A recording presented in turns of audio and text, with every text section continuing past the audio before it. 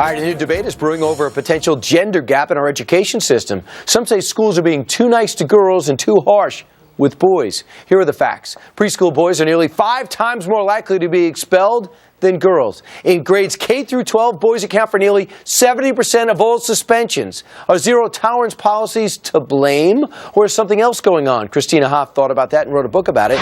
She is Christina Hoff Summers and is an AEI scholar and author of this book, The War Against Boys. You say the boys are the have-nots in our education system. When did that happen?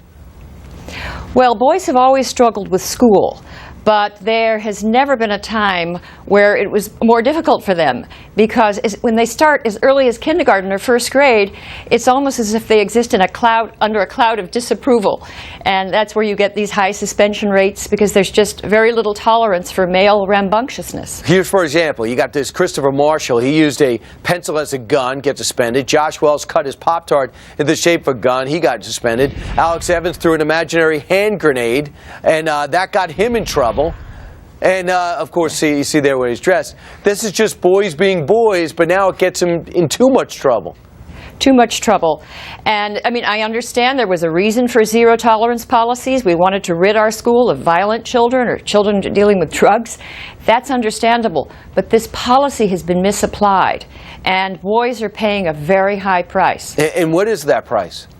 Well, for example, little boys, and this is true cross-culturally, their characteristic play is rough and tumble play. Right. There's a lot of mock fighting, sound effects. It's a critical part of their socialization. Yet in many schools, boys are not allowed to play that way, and they will even be punished. And narratives of fantasies of vanquishing bad guys.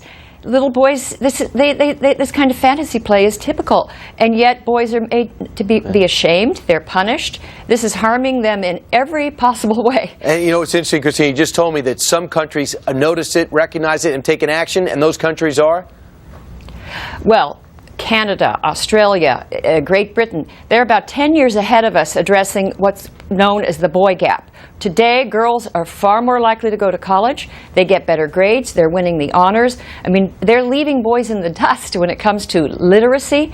Now, so these other countries are addressing it, and they're trying to make their classrooms friendlier to boys. All right, so if you agree with what Christina's concluded and studied, it's all in her new book.